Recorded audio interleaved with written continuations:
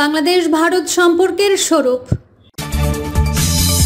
এবং সর্বশেষ জানাবো ৬ বছর পর রাজনৈতিক কোনো কর্মসূচিতে সশরীরে যোগ দিচ্ছেন খালেদা জিয়া, বিএনপিতে বাঁধ ভাঙা উল্লাস।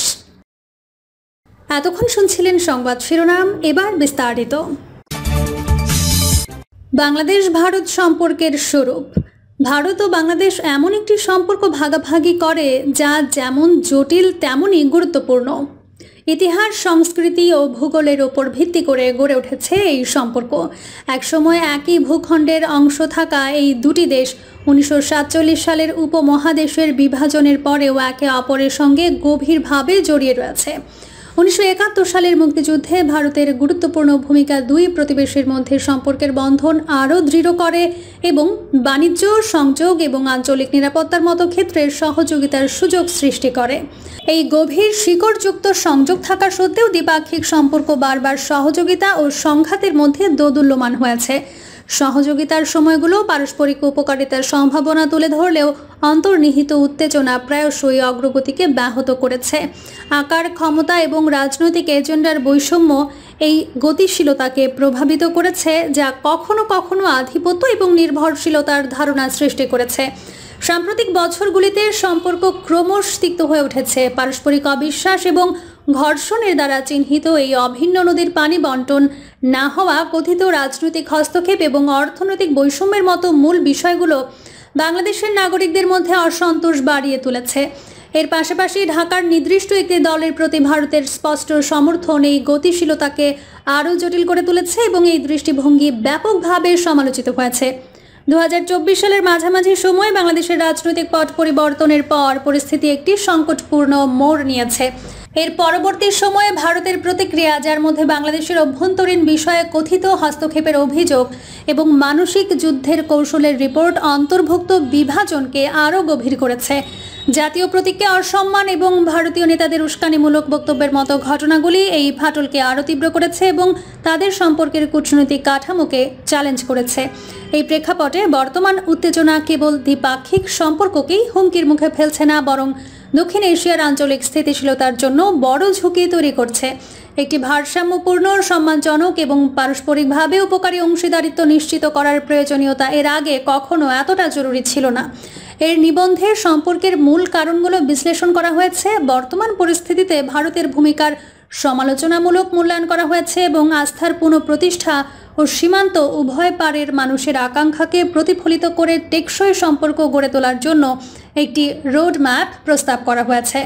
বাংলাদেশ ও ভারতের সম্পর্ক তাদের ভাগ করা ইতিহাস এবং ভৌগোলিক সান্নিধ্যের ওপর গভীরভাবে প্রথিত। 1971 সালে মুক্তিযুদ্ধের সময় পাকিস্তানের বিরুদ্ধে বাংলাদেশের লড়াইয়ে ভারত রাজনৈতিক, সামরিক ও মানবিক সহায়তা প্রদান করে। এই সহায়তা শুধুমাত্র বাংলাদেশের স্বাধীনতার পথ প্রশস্ত করেনি, বরং দুই দেশের মধ্যে সম্ভাব্য সহযোগিতা এবং পারস্পরিক শ্রদ্ধার একটি ভিত্তি তৈরি করেছিল। তবে এই সংহতি সবসময় মধুর দ্বিপাক্ষিক সম্পর্ক গঠনে সফল হয়নি, কারণ রাজনৈতিক ও অর্থনৈতিক বিষয়গুলো বারবার এই সম্পর্ককে পরীক্ষা করেছে। বাংলাদেশ স্বাধীনতা অর্জনের পর সম্পর্কের প্রাথমিক বছরগুলোর সদিচ্ছা এবং সহযোগিতার দ্বারা চিহ্নিত ছিল। যুদ্ধবিধ্বস্ত একটি দেশ পুনর্নির্মাণের অভিন্ন দৃষ্টিভঙ্গি ভারত ও বাংলাদেশকে বিভিন্ন ক্ষেত্রে, যেমন অর্থনৈতিক সহায়তা এবং অবকাঠামোগত উন্নয়নের সহযোগিতার দিকে পরিচালিত করে। তবে 1975 সালে শেখ মুজিবুর রহমানের হত্যাকাণ্ড বাংলাদেশের রাজনীতিতে এমন একটি পরিবর্তনের সূচনা করে যা সরাসরি এর ভারতের সঙ্গে সম্পর্ককে প্রভাবিত করে। পরবর্তী সরকারগুলো ভারতের সাথে ঘনিষ্ঠ হওয়া এবং দূরে থাকার মধ্যে নীতি অনুসরণ করেছে, যা তাদের রাজনৈতিক মতাদর্শ এবং জনসাধারণের অনুভূতির ওপর নির্ভর করেছিল। কিছু শাসন ব্যবস্থা ঘনিষ্ঠ সম্পর্ক চাইলে অন্যরা সার্বভৌমত্ব এবং জাতীয়তাবাদের ওপর জোর দিয়েছিল, প্রায়শই ভারতকে একটি আধিপত্যশীল প্রতিবেশী হিসেবে উপস্থাপন করে। অন্যদিকে বাংলাদেশের প্রতি ভারতের কৌশলগত আগ্রহ তার ভৌগোলিক অবস্থান থেকে উদ্ভূত। ভারতের উত্তর পূর্বাঞ্চলীয় রাজ্যগুলোর প্রবেশদ্বার হিসেবে বাংলাদেশ ভারতের আঞ্চলিক নিরাপত্তা, বাণিজ্য রুট এবং সংযোগ প্রকল্পের জন্য একটি গুরুত্বপূর্ণ অবস্থান ধরে রাখে। ভারত এই আগ্রহগুলো নিশ্চিত করতে ধারাবাহিকভাবে ঢাকায় তার প্রভাব বজায় রাখতে চেয়েছে, বিশেষত চীন এবং অন্যান্য আঞ্চলিক খেলোয়াড়দের সঙ্গে প্রতিযোগিতার মুখে। তবে এই প্রভাবের ওপর গুরুত্বারোপ প্রায়ই বাংলাদেশের অভ্যন্তরীণ বিষয় হস্তক্ষেপ হিসেবে দেখা হয়েছে। উদাহরণস্বরূপ, বাংলাদেশের রাজনৈতিক পরিবর্তনের ক্ষেত্রে ভারতের ভূমিকা এবং নির্দিষ্ট দলের সাথে ঘনিষ্ঠ সম্পর্কের অভিযোগ সমালোচনা টেনে এনেছে। অনেকেই ভারতের এই পদক্ষেপগুলোকে অংশীদারিত্বের পরিবর্তে আধিপত্যের একটি বৃহত্তর চিত্র হিসেবে দেখেন। আওয়ামী লীগ নেতা শেখ হাসিনার শাসনকালকে প্রায়ই ভারত ও বাংলাদেশের মধ্যে সহযোগিতার একটি সময়কাল হিসেবে চিহ্নিত করা হয়। এই সময়ে বাণিজ্য, সংযোগ, জ্বালানি এবং নিরাপত্তা বিষয়ে চুক্তি স্বাক্ষরিত হয় এবং সীমান্ত অতিক্রমকারী অবকাঠামো প্রকল্পগুলো গতি পায়। উভয় দেশ সন্ত্রাসবাদ এবং মানব পাচারের মতো গুরুত্বপূর্ণ বিষয়গুলোতে একসাথে কাজ করেছিল। তবে এই অগ্রগতি সত্ত্বেও বাংলাদেশের মধ্যে অনেকেই এই চুক্তিগুলোকে ভারতের স্বার্থে অতিমাত্রায় ঝুঁকে থাকার জন্য সমালোচনা করেছেন। যেমন পানি বন্টন চুক্তি। গঙ্গার পানি বন্টন চুক্তি স্বাক্ষরিত হলেও তিস্তা নদী নিয়ে বিরোধ অমীমাংসিতই রয়ে গেছে। পানি বন্টনে অসমতার ধারণা জনসাধারণের অসন্তোষকে উস্কে দিয়েছে। বাণিজ্য সম্পর্ক প্রায়ই ভারতের পক্ষে ঝুঁকে থাকে, যেখানে বাংলাদেশ একটি উল্লেখযোগ্য বাণিজ্য ঘাটতি বহন করে। টেক্সটাইল এবং কৃষির মতো গুরুত্বপূর্ণ খাতে অন্যায্য প্রতিযোগিতার উদ্বেগগুলি অসন্তোষ বাড়িয়েছে।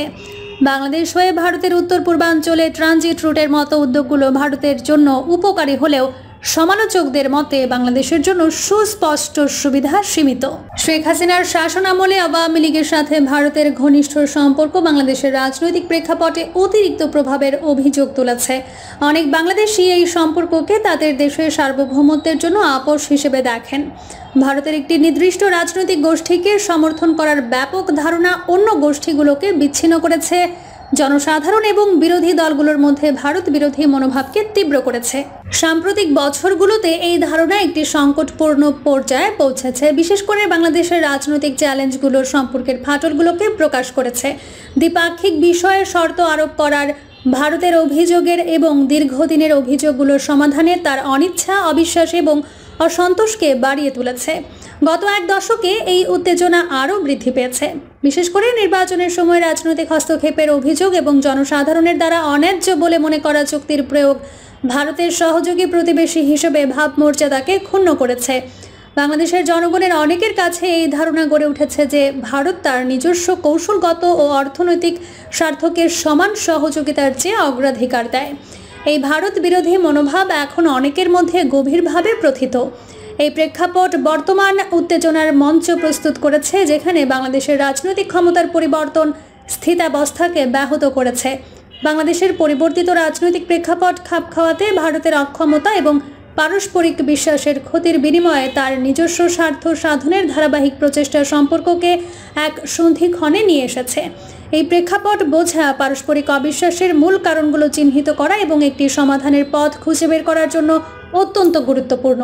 2024 সালের জুলাই মাসে শেখ হাসিনা সরকারের নাটকীয় পতন বাংলাদেশের রাজনৈতিক ইতিহাস এবং ভারত বাংলাদেশ সম্পর্কের ক্ষেত্রে একটি গুরুত্বপূর্ণ পরিবর্তন হিসেবে চিহ্নিত হয়। আওয়ামী লীগের দীর্ঘকালীন শাসনের সমাপ্তি, যা কর্তৃত্ববাদী শাসন, ব্যাপক দুর্নীতি এবং জনগণের ব্যাপক অসন্তোষের অভিযোগে জর্জরিত ছিল, দেশের রাজনৈতিক সংস্কারের দরজা খুলে দেয় এবং বাংলাদেশের পররাষ্ট্রনীতিতে সম্ভাব্য নতুন দিক নির্ধারণের সুযোগ সৃষ্টি করে। তবে ভারতের জন্য এই রাজনৈতিক পরিবর্তন জটিল চ্যালেঞ্জ নিয়ে আসে, কারণ আওয়ামী লীগের সঙ্গে ভারতের গভীর সম্পর্ক এবং ঢাকায় প্রভাব বজায় রাখার স্বার্থ। শেখ হাসিনার নেতৃত্বে আওয়ামী লীগ ভারত বাংলাদেশ সম্পর্ককে ঘনিষ্ঠ করে তুলেছিল, যা প্রায় বিশেষ সম্পর্ক বলে বর্ণিত হতো। ভারতের পক্ষ থেকে হাসিনা সরকারের প্রতি অকুণ্ঠ সমর্থন, নিরাপত্তার সহযোগিতা, বাণিজ্য এবং সংযোগের ক্ষেত্রে ঘনিষ্ঠ দ্বিপাক্ষিক সম্পর্কের রূপ নেয়। তবে এই সম্পর্ক বাংলাদেশের অভ্যন্তরে সমালোচনার মুখোমুখি হয়, যেখানে অনেকেই এটিকে ভারতের পক্ষপাতিত্ব এবং বাংলাদেশের অভ্যন্তরীণ বিষয়ে অতিরিক্ত প্রভাব হিসেবে দেখেছেন। হাসিনা সরকারের পতন বাংলাদেশের জনগণের মধ্যে পরিবর্তনের প্রতি একটি গভীর আকাঙ্ক্ষাকে প্রতিফলিত করে।